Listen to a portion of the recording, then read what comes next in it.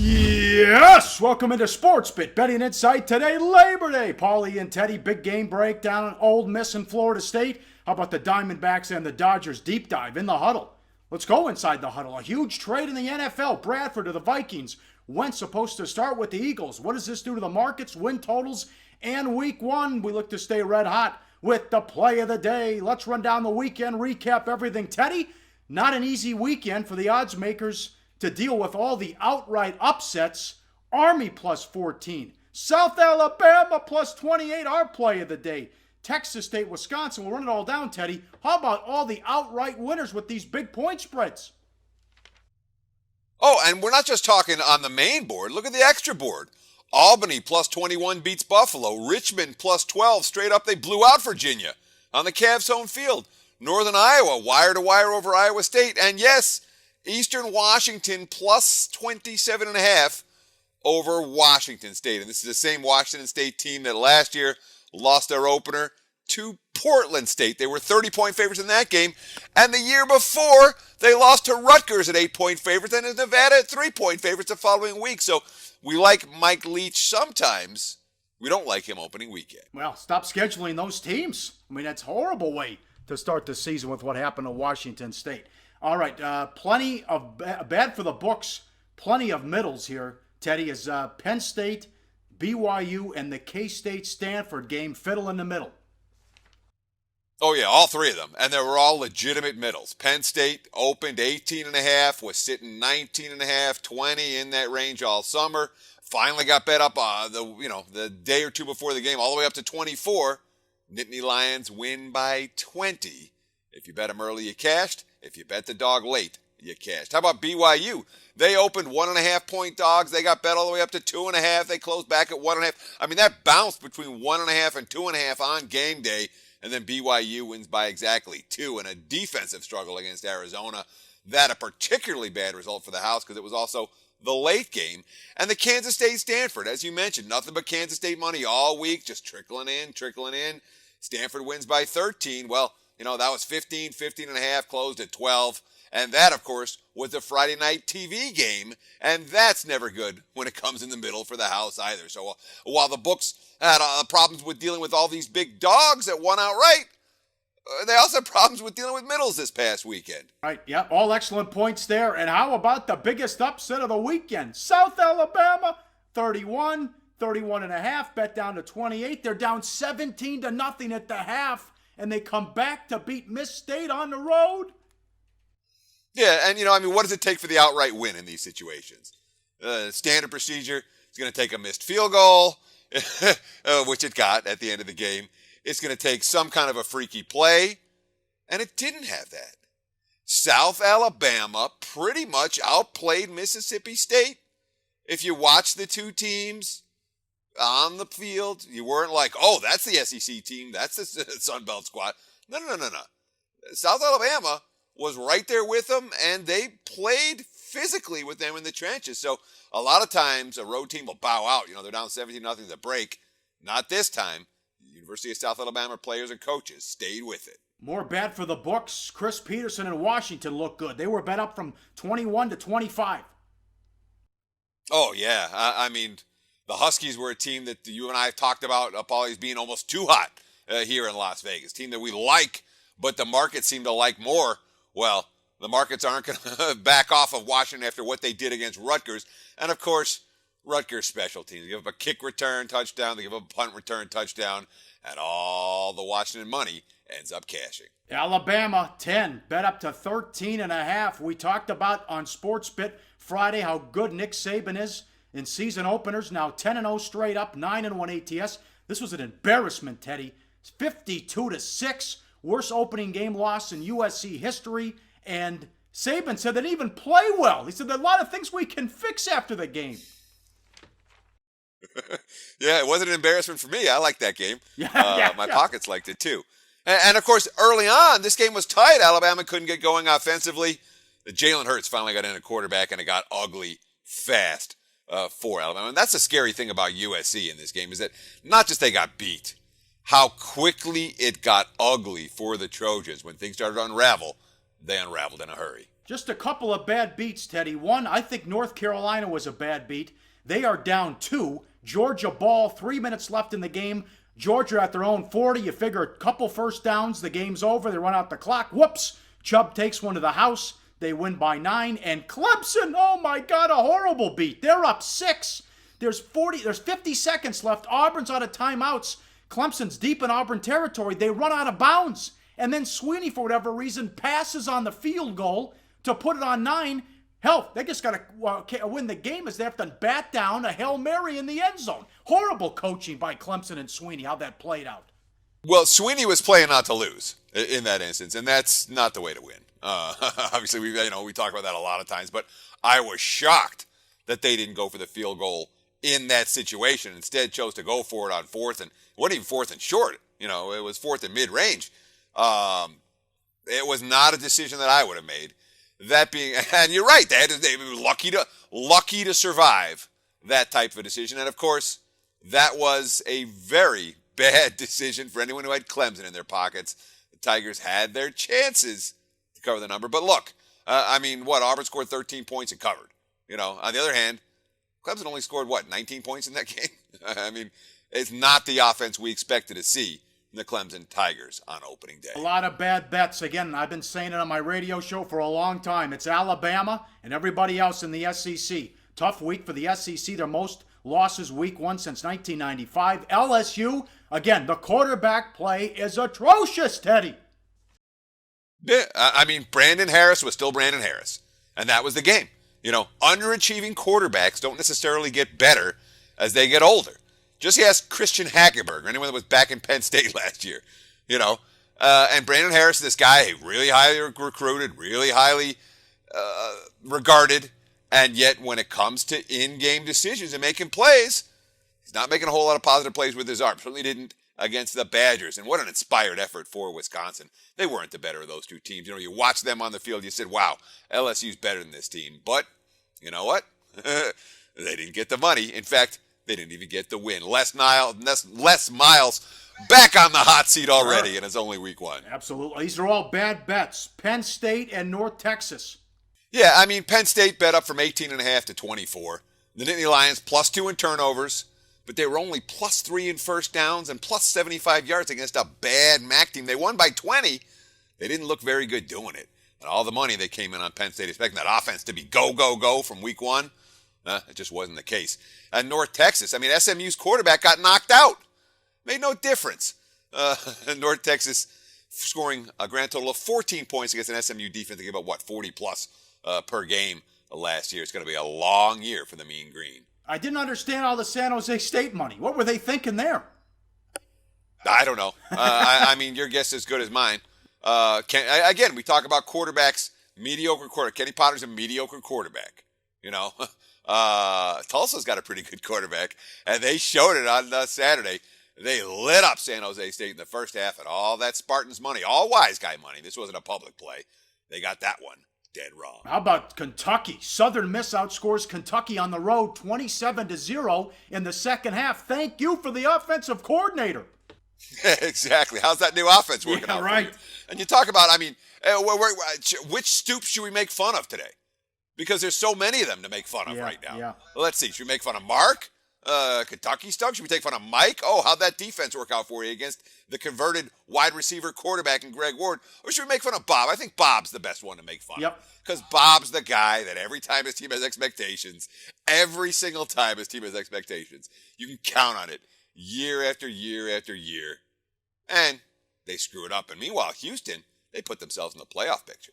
What do you think, Teddy? The playoff committee's looking at quite the conundrum. If Oklahoma wins the Big 12 now, and Houston's able to keep winning. Well, Houston's just trying to get into the Big 12. Let's not even start with playoff scenarios, dude. Let's not even start with them. Let's start with the fact that Tom Herman, with time to prepare, is pretty good. Houston fumbled into the end zone. Otherwise, that game would have been a blowout. It could have ended 40-17. We talked about the Mark fail, losing it to Southern Miss. Oh, my goodness. And of course, Bob Stoops had Samaj and Joe Mixon run a combined 12 times, 6 carries each, against the Houston defensive front. That's supposed to be your strength. It was baffling And, of course, the biggest play of the game on that long field goal down 19-17 in the third where Brandon Wilson returned it 109 yards. Who set that play up? Oh, Bob Stoops set it up by calling the timeout that allowed Houston to get their defense set for it. It was just ridiculous. Oh, the Stoops brothers. And they keep finding work. Hell, I think Bob's now like the longest tenured coach in all of college football. I couldn't believe the lack of touches for Pirine and Mixon. And how about Tom Herman? Houston is 14-1 ATS their last 15 games.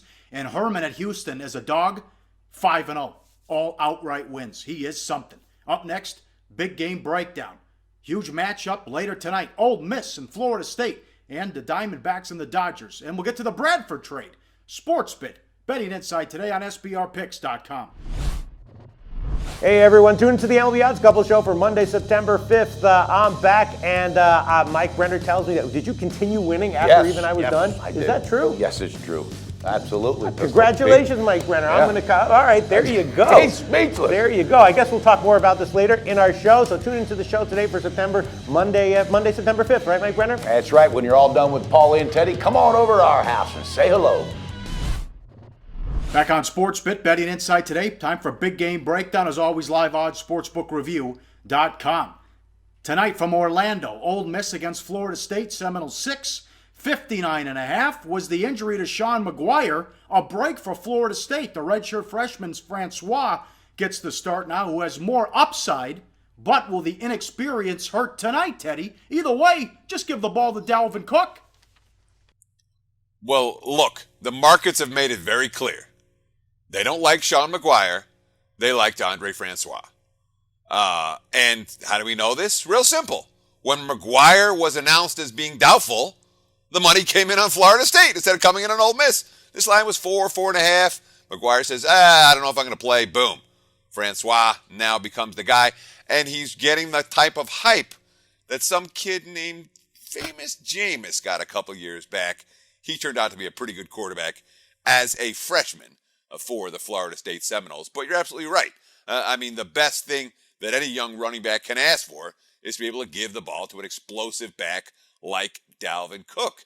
And Cook's going to have an edge here, perhaps. I don't know if edge is the right word. But this is a Mississippi team. They've got a fair bit of youth on the back end. They're starting a freshman in Miles Hartsfield and a sophomore in Zedrick Woods at safety. And, it's a defense with speed and with playmakers. But when you have that much youth at safety against a running back like Dalvin Cook, I don't know, Paulie, you just kind of expect a big play touchdown or two or three. That's right.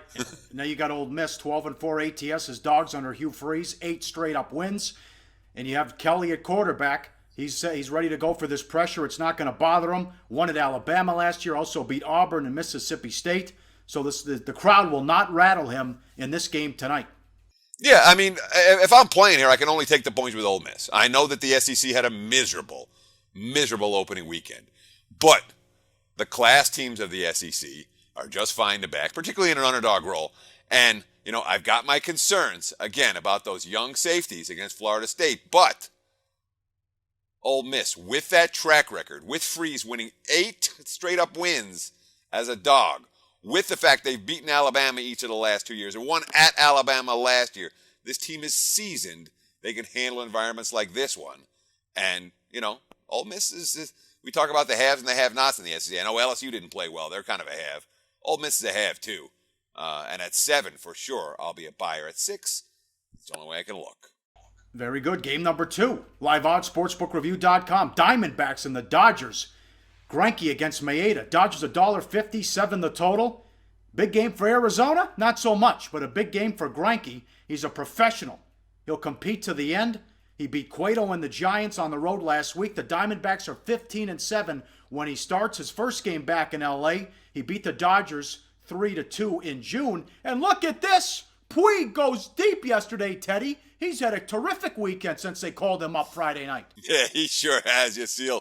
3 for 6 with the home runs, 3 runs, 3 RBIs, 2 walks, no strikeouts in his first 2 games back.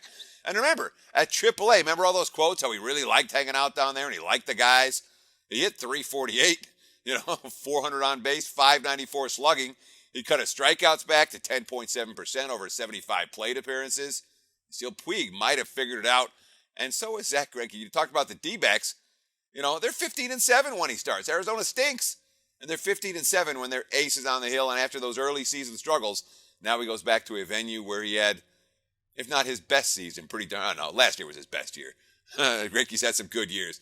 Last year he was unhittable, and this venue is a venue that he liked very much during that magical run, at least during the regular season with LA. Yeah, all right, Teddy, what do you think? 3-game lead, 26 games left, and Kershaw's back Friday. Oh, yeah, they get Kershaw back on Friday. Now, they've gotten great work from Rich Hill so far. He's been phenomenal. Pitched brilliantly again over the weekend. Kenta Maeda stayed steady. He's got a 3.38, 13 wins on the campaign. Yeah, this Dodgers team, they look to me built to win in October, especially, obviously, if Kershaw is Kershaw. But for LA right now, the fact is they're hitting, and that's something they haven't done particularly well in playoffs past.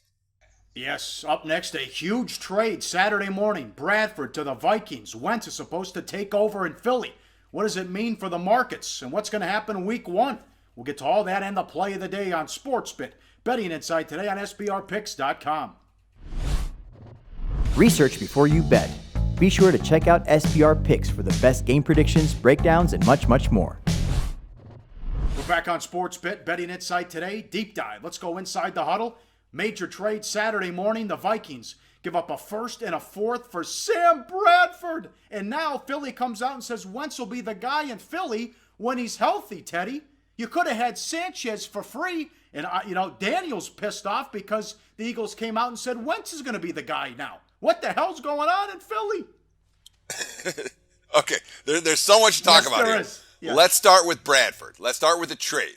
The fact that Howie Roseman was able to get his number 1 back for Sam Bradford that he traded to get him in the first place, let's give him credit, because I didn't think anyone would pay that for Sam Bradford.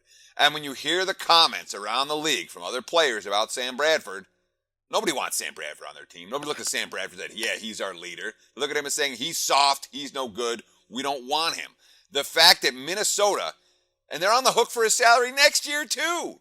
So forget the number 1. Why not get Chase Daniel? What is wrong with Chase Daniel? Philly doesn't want him to start him. Minnesota paid more to get Bradford.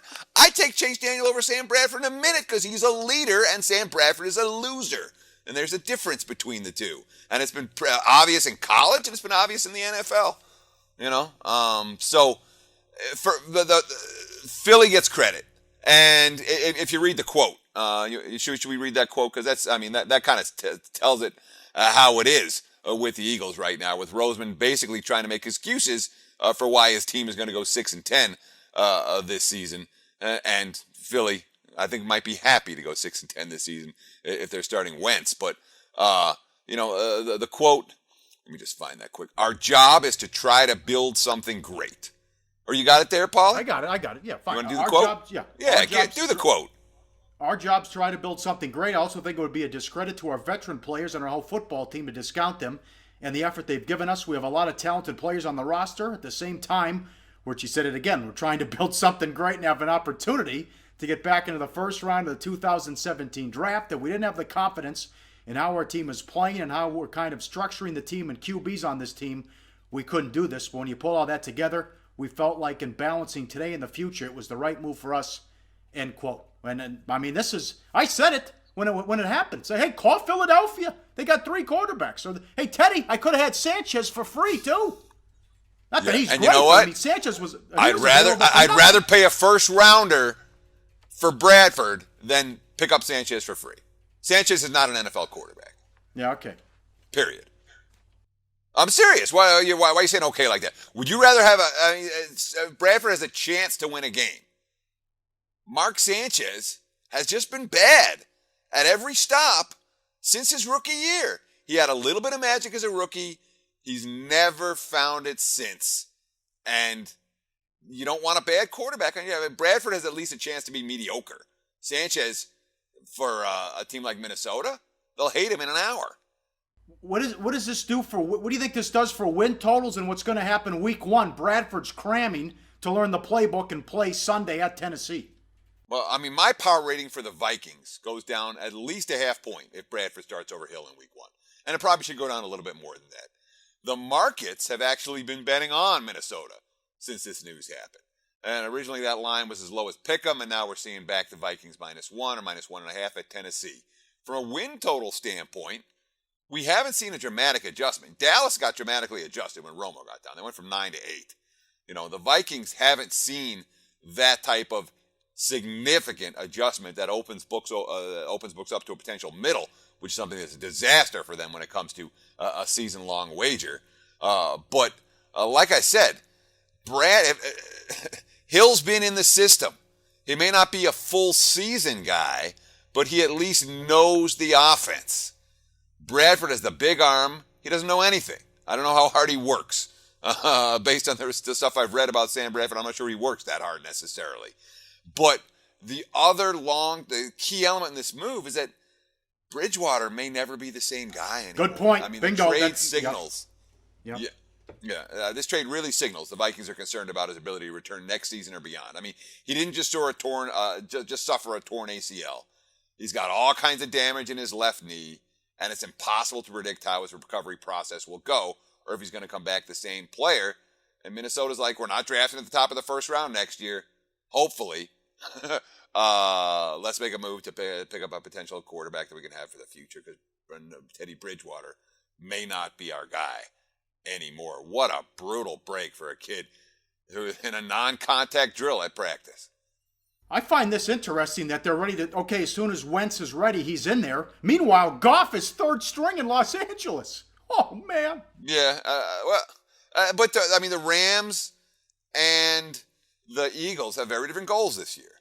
Jeff Fisher's coaching for his job. Jeff Fisher has lost each of the last 4 years. So Jeff Fisher, that's not true. In theory, that's not true. They're going to give him an extension. Yeah, we'll see. All right, yeah. Well, they could go 4-12, see. maybe. Yeah. Fisher's talking the talk. He's saying, look, we're a 10-win team this year. This year, right now, we're good. And he's trying to talk up his squad, and it's hard to talk up a squad when you start a rookie at quarterback that way. Philadelphia is like, hey, we're remaking the squad. We have a first-time head coach. We're taking it with Chip Kelly's players and systems and turning them into our own players and systems. I mean, the expectations for L.A. and Philadelphia are night and day different this year. Now, whether the expectations for L.A. live up to fruition is another question entirely. They're a team that has seen a ton of under money here in Vegas on their season win total in the month of August, as has Philadelphia for that matter. But really, it's a different mindset, so you can't compare the two moves. For Philly to start Wentz, I kind of made fun of it. What's wrong with Chase Daniel? I'd probably start Wentz too if I'm the Eagles. They're building for the future. The Rams are hoping to win this year. Yes, very good, excellent, and always fun. We get a big trade in the NFL. All right, well, we're 6-2 so far in football. Money time, play of the day, but it's baseball today. Let's go to betting number 966. The Yankees. It's early game, early start. Tanaka against Dickey. Tanaka and the Yankees, $1.35. They've won his last 5 starts. He has an ERA of 1.92. Dickey has struggled, although he pitched well last time out against the Yankees. But we like Tanaka to keep it going. Yankees still fighting hard, playing good ball. That's the play of the day. Back tomorrow, Jimmy Vaccaro, NFL. Plenty of news, recap Florida State and Ole Miss, and big game breakdown. Tuesday on SportsBit. Betting Insight today on SBRPicks.com.